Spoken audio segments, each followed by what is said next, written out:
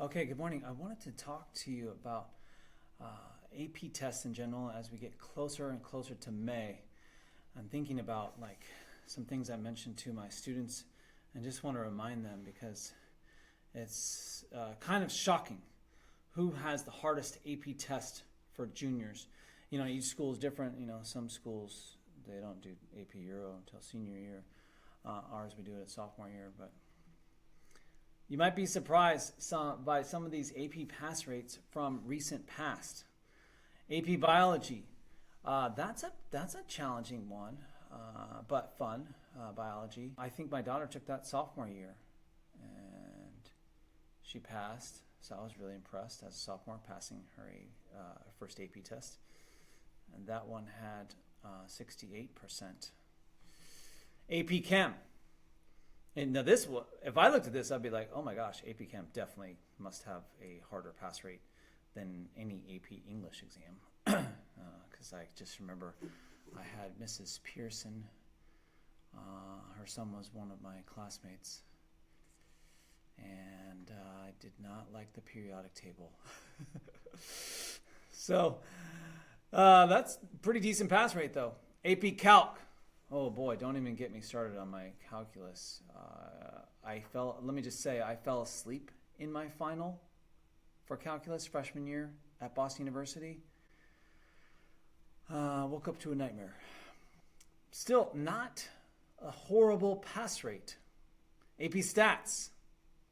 This one sounds interesting. I know a lot of these people who teach this class really enjoy poker and craps, because they like to study the statistics or statistical probability of winning, 61%. So that's pretty low. AP US History. Okay, one of my close friends teaches this. It's very popular for juniors, probably the most popular class to take at our school for juniors in AP. Pretty good pass rate. AP Euro. This one is a challenge. I remember my son, he came home and he said, Papa, I don't think I passed. But pretty good pass rate nationally. These are all national pass rates. So that brings us to AP English Lang & Comp. So take a guess. You can write it in the comments. 54%. That is so low. That is, to me, it's like so low. So what can you do? What can you do to prepare? Because basically, as you prepare, I had one student, she told me yesterday, I'm really busy. I'm prepping for the SAT. And I was thinking, if you're prepping for AP Lang, you will also be prepping for the SAT. You can kill two birds with one stone. That's a cliche. This is advice from an old man. Get a prep book. Okay, there's mine. There's lots. I have a stack of them in my room. Barron's, REA, Princeton Review. There's a lot of good prep books out there. Practice the MCQ. By practicing the MCQ, the multiple choice questions, you're in turn practicing for the SAT or the ACT. Do test corrections.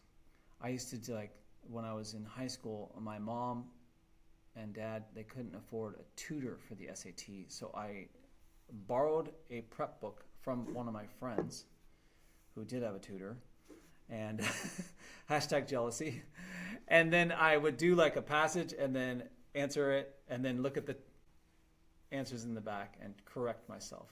Okay. Look at past prompts. Okay. So some of my students, I post all 4 prompts at the same time for my classes, and they don't even bother to look at the other classes' prompts. Okay. I would, because the more prompts you see, the more you'll get an idea or a sense of what types of prompts are going to be on the exam in May 14th. So I hope this is helpful. AP Lang is not an easy test.